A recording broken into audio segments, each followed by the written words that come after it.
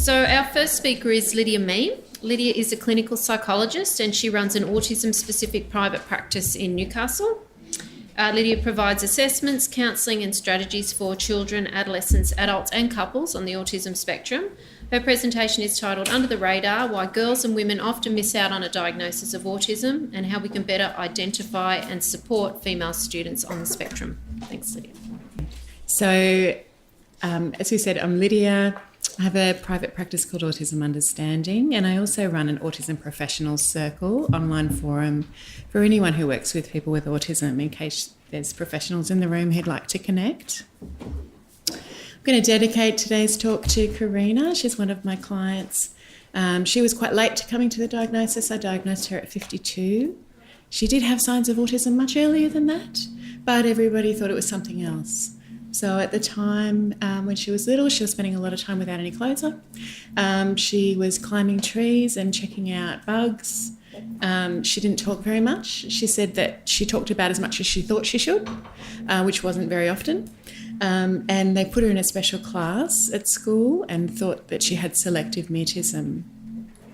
They probably also thought she had an intellectual disability, but she didn't. She learnt to read at 25, went on to university and studied Russian literature in Russian, and then learned to drive. And now she's a really experienced disability worker and is wonderful at picking up challenging behaviours in people with no language. So she reads their skin tone and not their facial expressions, but other bodily signs, and she mentors staff in her team on how to do that. So she is awesome. Okay, so we seem to be missing a lot of girls on the spectrum. Now, when I started in autism, which is a little while ago now, back in 1994, we used to talk about there being 16 boys to every one girl on the spectrum. And that's changed now to around 2 boys to every girl. So we were missing a lot more than we are now, but we're still missing some.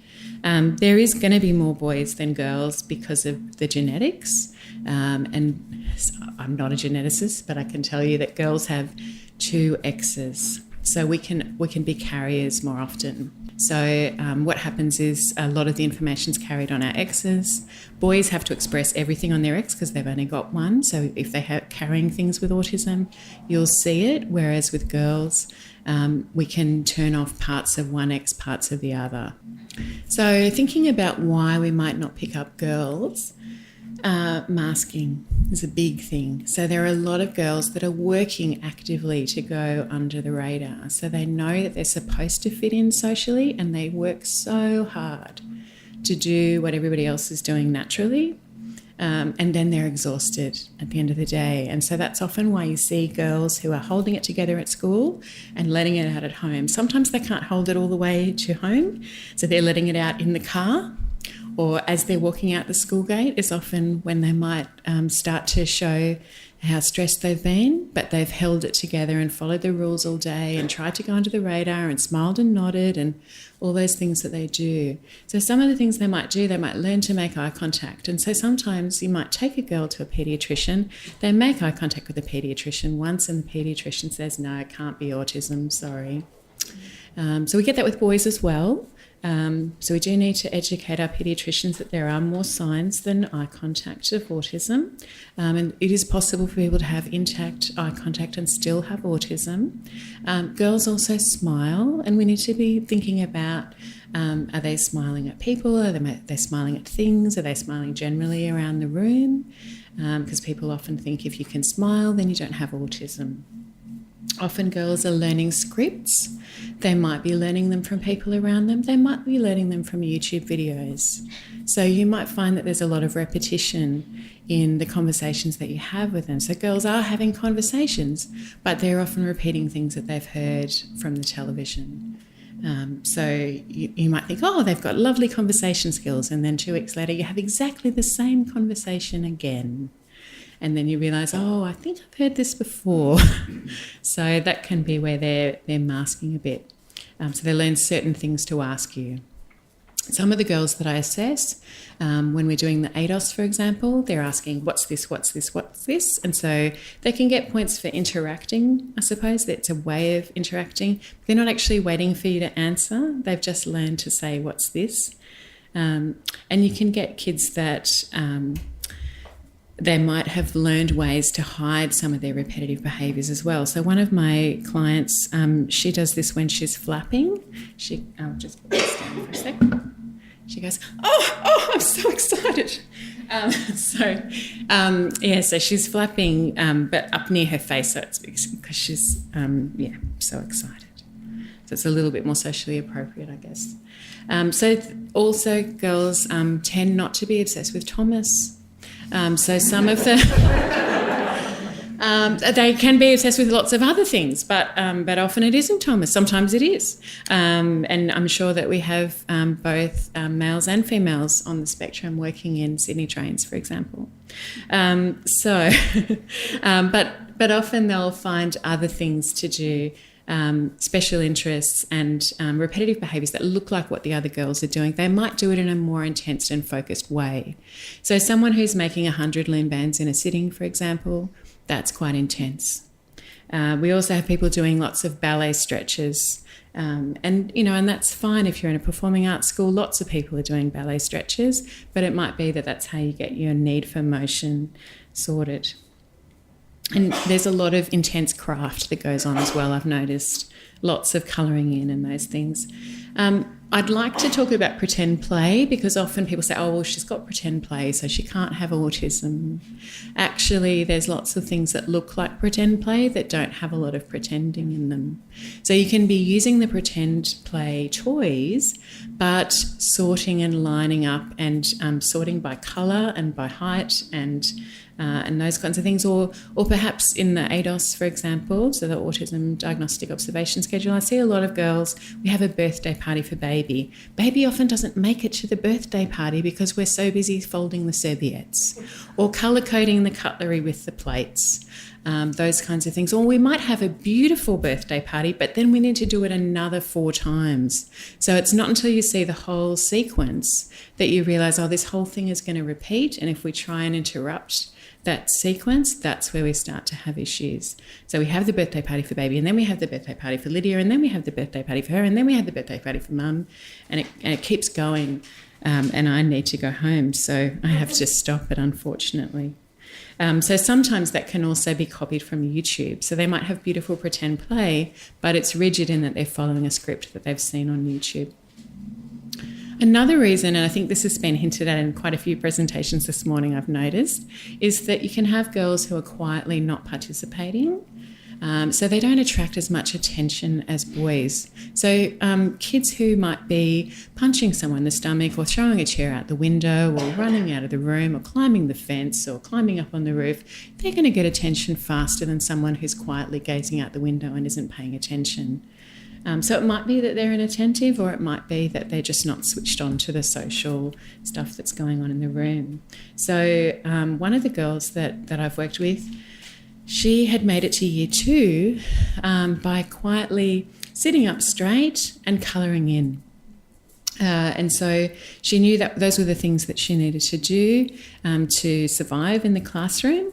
And her teacher, when her mum, this family, the older brother was already diagnosed with autism at an autism school. Mum was suspecting that she had autism, said to the school, well, we're going to take her for an autism assessment. Like, oh, no, don't be silly. She doesn't have autism. What are you talking about?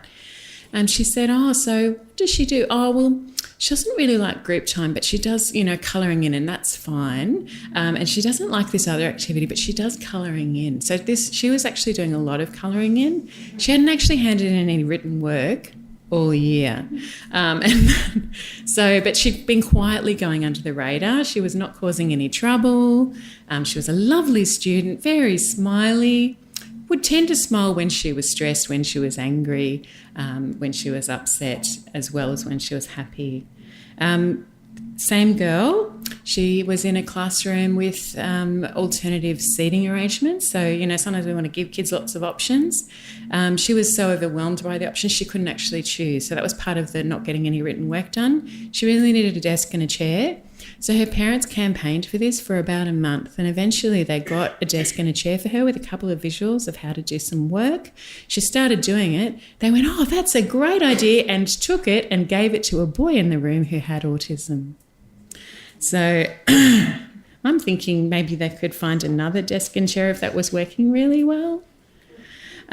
Okay, so holding it together at school, letting it out at home, that's a common story.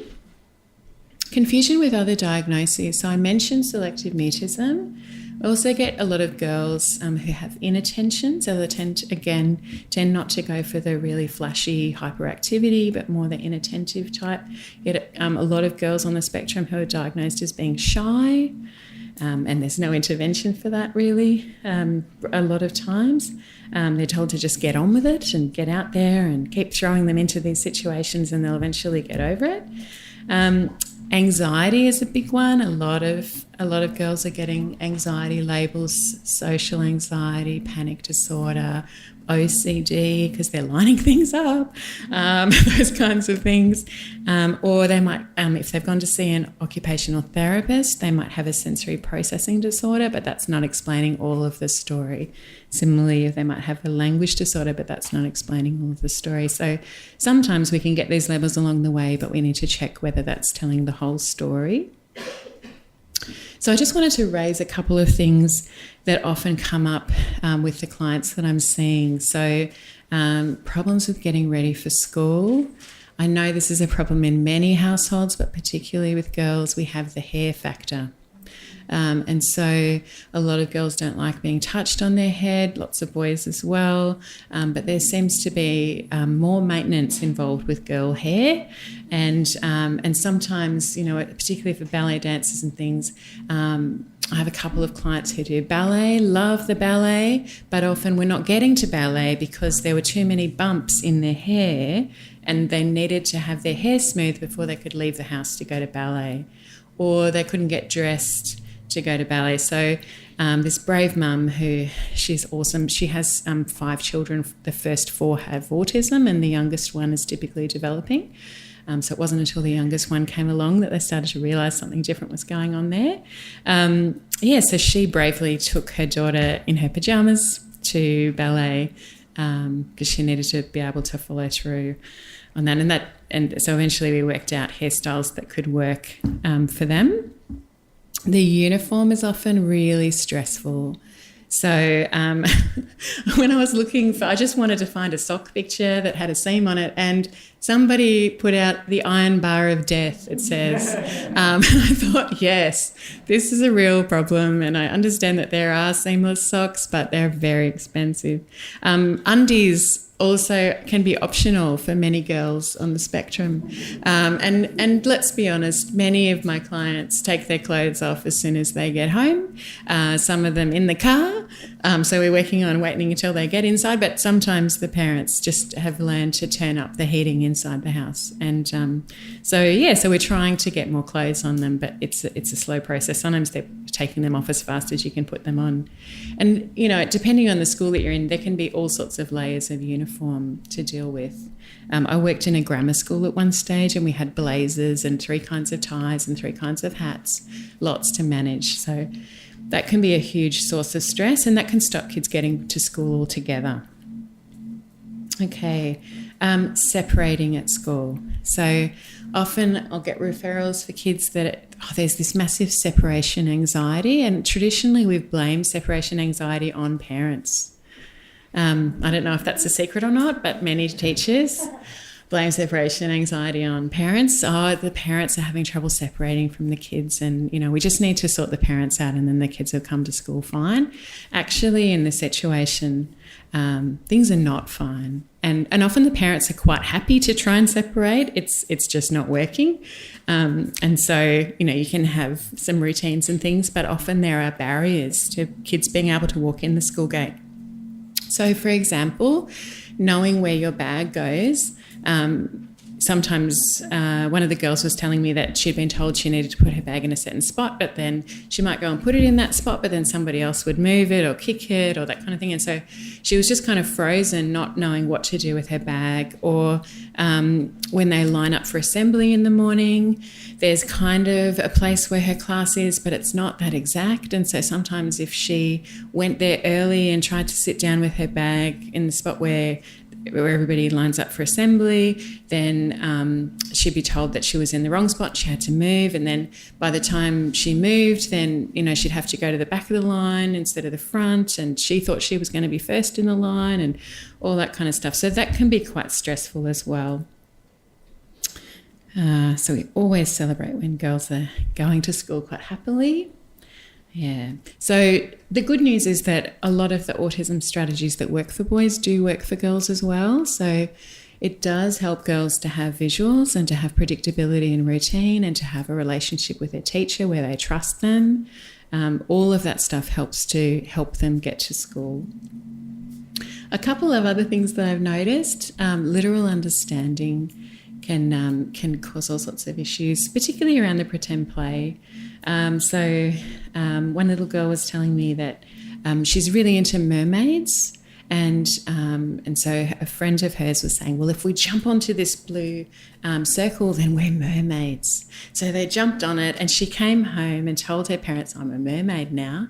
And they were a bit worried because she really thought she was a mermaid and that she was going to go and live in the sea and that kind of thing. And so they had to break the news to her that she wasn't actually a mermaid. It was just a game, and her friend was pretending, and probably her friend was pretending because she knew that she liked mermaids and that would be a nice thing to do, but she felt that her friend had lied to her, and how could she ever trust her again because she was lying. She wasn't really a mermaid after all. So that was quite a big realisation for her, and that was one of the things that led her parents to think, yes, it is time to come and have an assessment. Another young lady that I worked with a long time ago now, she'd been watching television the night before, and she got off the bus at school and she crash-tackled someone. And then she picked herself up and crash-tackled someone else. And then she picked herself up and crashed someone else. And we managed to stop her by about the third or fourth person and said, what are you doing? And she said, well, they said don't try this at home. So she'd had to think about it overnight, and she'd worked out where she could try it. So we just needed to tell her, when you see don't try this at home, it means don't try it anywhere, not at home, at school, anywhere at all. And she was like, oh, okay. So, so in that case, she shouldn't be in trouble. She needs to go and apologise to people she knocked over. But if she was going to do it again the next day, sure. Like now that she knows we don't do it at school, then she'd be in trouble. But it was really just a misunderstanding. So we have a lot of those misunderstandings. Okay, so navigating play and friendships is huge for everyone with autism. But I think the girls' scene is more complicated, and it's more complicated early. So boys can get away with just running around until they're in about year 2 or 3, because there's often chasing games at school, whereas girls tend to sit down and talk to each other, which is a lot more complicated. So some of the things you might see with girls playing by themselves, they might latch onto one particular person and be very loyal to that friend, but then have trouble sharing them with other friends and coping if that friend gets a bit tired or wants to play with someone else. So they might have a series of girls that they latch onto, but usually one girl at a time. It is so much more complicated to deal with group conversations, so you can understand why they might try and do one at a time, but you kind of need to have buy-in from that other person. I see a lot of girls who are really stressed about bullying and, let's be honest, bitchiness that goes on at school. I see girls and adolescents, and we can blame some of it on hormones, but I think we need to work really hard on letting girls and guys know what's acceptable. The way that we talk to people can be really harsh. And then there's the whole online thing on phones, all of that kind of stuff, having to be actively liking things and posting. Oh, it's time to stop.